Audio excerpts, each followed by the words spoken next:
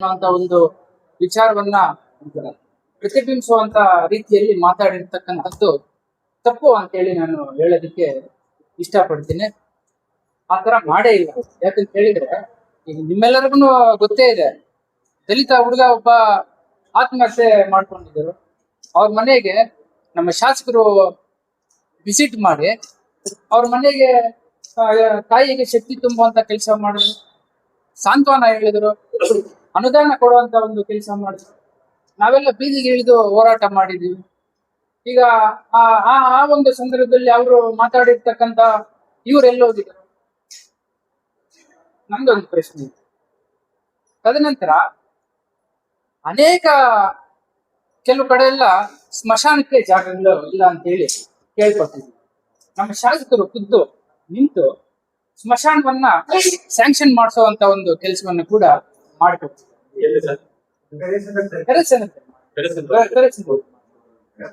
ಇವರು ಮಾಡ್ತಾರೆ. ಈ ವಿಚಾರಗಳನ್ನ ಯಾಕೆ ಪ್ರಸ್ತಾಪ ಮಾಡೋದಿಲ್ಲ? ಹಾಗಾಗಿ ಸರ್ಕಾರಿ ಕೆಲಸ ಕೊಡ್ತೀನಿ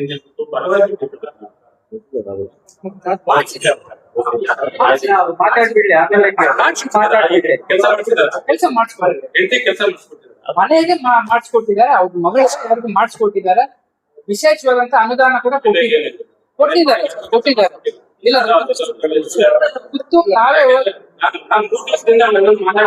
ಆಯ್ತು. ಈಗ ಅನುದಾನವನ್ನ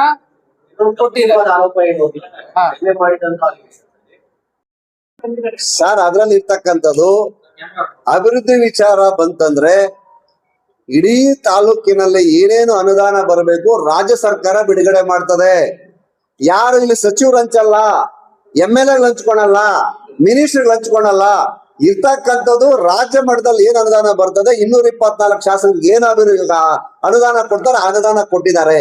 ಅನುದಾನನ ಅವರೆಲ್ಲಾ ಕಡೆ ಈಗ ದಿನ್ನೇವಸಳ್ಳಿ ರೋಡ್, ಮುಷ್ಟು ರೋಡ್ ಹೆಂಗಿತ್ತು, ಜಡತಿಮ್ನಳ್ಳಿ ರೋಡ್ ಹೆಂಗಿ, ಉದಾಹರಣೆ ನಾನು ಹೇಳ್ತಾ ಇರೋದು. ಎಲ್ಲಾ ಒಂದೇ ಸರಿ ಮಾಡ್ಬೇಕಂದ್ರೆ ಆಗಲ್ಲ ಸರ್. ಈಗ ದಿಪ್ಪು ರೋಡ್ ಅಭಿವೃದ್ಧಿ ಆಗ್ತಾ ಇದೆ, ಕೊಂಡೇಳ್ ರೋಡ್ ನಾವೆಲ್ಲ ಮಾಡಿದ್ವಿ. ನಾವೆಲ್ಲ ರಸ್ತೆಗಳು ಶಾಸಕರ ಆದ ಮೇಲೆನೆ ಕೊಂಡೇಳ್ ರಸ್ತೆ ಕ್ಲಿಯರ್ ಆಗಿದ್ದು, ಮತ್ತೆ ದಿಬ್ಬೂರ್ ರಸ್ತೆ ಕ್ಲಿಯರ್ ಆಗಿದ್ದು. ದಿನಗಳ ನೀವು ಅಭಿವೃದ್ಧಿ ಬಗ್ಗೆ ಬಂದಿದ್ದಕ್ಕೆ ಅವ್ರಿಗೆ ಏನ್ ಅನುದಾನ ಬರ್ತಾ ಇದೆ, ಅನುದಾನನ ಯಾವುದೇ ಕ್ಷೇತ್ರಕ್ಕೆ ಕೊಡ್ದಿರಾ ಅವ್ರ ಕ್ಷೇತ್ರದಲ್ಲೇ ಗುದ್ಲಿ ಪೂಜೆ ಮಾಡ್ತಿದ್ರೆ ನಾವೆಲ್ಲ ಭಾಗವಹಿಸ್ತಾ ಇದೀವಿ, ನಾವೆಲ್ಲ ಹೋಗ್ತಿದೀವಿ, ತಾವು ಬರ್ತಾ ಇದೀರಿ. ಅವ್ರಿಗೂ ಗೊತ್ತಿರ್ತಕ್ಕಂಥ ವಿಚಾರ ಅಭಿವೃದ್ಧಿ ವಿಚಾರ. ಜಯಂತಿಗಳ ವಿಚಾರ ಬಂದಾಗ ಈಗ ಮೊನ್ನೆ ದಾವಣಗೆರೆಯಲ್ಲಿ ಎಷ್ಟು ದಿವಸ ಪ್ರಚಾರ ಮಾಡಿದ್ರು ಸರ್, ತಾವು ನೋಡಿದಿರಿ.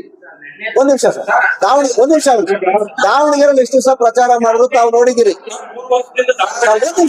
ನಾನು ಹೇಳೋದಕ್ಕೆ ಅವಕಾಶ ಕೊಡಿ. ನಿಮ್ಗೆ ಪ್ರಶ್ನೆ ಮಾಡಿ, ನಾವು ಉತ್ತರ ಕೊಡ್ತೀವಿ. ನೀವು ಕೆಲ್ಲ ಇದಾದ್ರೆ ನಾವೇನ್ ಗಾಬರಿ ಬೀಳೋದೇನಿಲ್ಲ. ನೀವು ಪ್ರಶ್ನೆ ಮಾಡಿ, ದಯವಿಟ್ಟು ನಿಮ್ಗೆ ಹಕ್ಕಿದೆ. ಪ್ರಶ್ನೆ ಉತ್ತರ ಕೊಡೋದನ್ನ ಕಾಯ್ಬೇಕು. ನೀವು ಒಬ್ಬೊಬ್ರೆ ದಯವಿಟ್ಟು ಬೇಜಾರು ಮಾಡ್ಕೊಂಡ್ಬಿಡಿ, ಒಬ್ಬರು ಕೇಳಿ.